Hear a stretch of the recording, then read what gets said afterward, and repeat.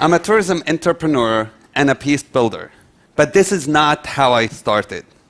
When I was 7 years old, I remember watching television and seeing people throwing rocks and thinking, this must be a fun thing to do.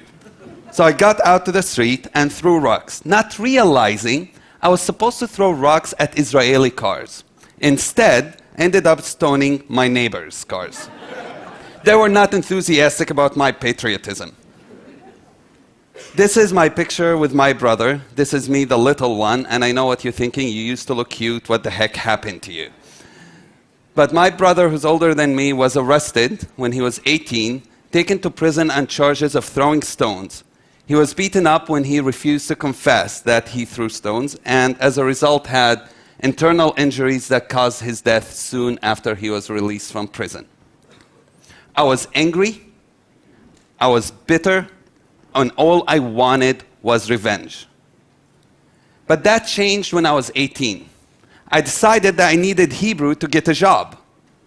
And going to study Hebrew in that classroom was the first time I ever met Jews who were not soldiers. And we connected over really small things, like the fact that I love country music, which is really strange for Palestinians. But it was then that I realized also that we have a wall of anger, of hatred, and of ignorance that separate us. I decided that it doesn't matter what happens to me, what really matters is how I deal with it. And therefore, I decided to dedicate my life to bringing down the walls that separate people. I do so through many ways. Tourism is one of them, but also media and education. And you might be wondering, really, can tourism change things? Can it bring down walls? Yes, tourism is the best sustainable way to bring down those walls and to create sustainable way of connecting with each other and creating friendships. In 2009, I co-founded Majdi Tours, a social enterprise that aims to connect people, with 2 Jewish friends, by the way. And what we'll do, the model we did, for example, in Jerusalem, we would have 2 tour guides, one Israeli and one Palestinian, guiding the trips together, telling history and narrative and archaeology and conflict from totally different perspectives.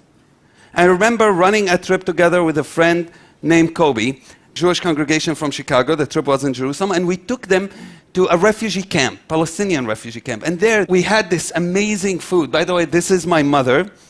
She's cool. And that's the Palestinian food called ma'lube. It means upside down. You cook it with rice and chicken, and you flip it upside down. It's the best meal ever.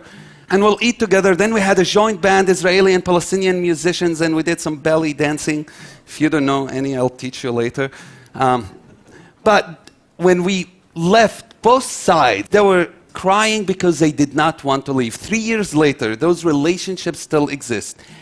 Imagine with me, if the 1 billion people who travel internationally every year travel like this, not being taken in the bus from one side to another, from one hotel to another, taking pictures from the windows of their buses of people and cultures, but actually connecting with people. You know, I remember having a Muslim group from the UK going to a house of an Orthodox Jewish family and having their first Friday night dinners at Sabbath dinner and eating together chamin, which is a Jewish food, a stew. Just having the connection of realizing after a while that 100 years ago their families came out of the same place in Northern Africa. This is not a photo profile for your Facebook. This is not disaster tourism. This is the future of travel. And I invite you to join me to do that, to change your travel. We're doing it all over the world now, from Ireland to Iran to Turkey, and we see ourselves going everywhere to change the world. Thank you.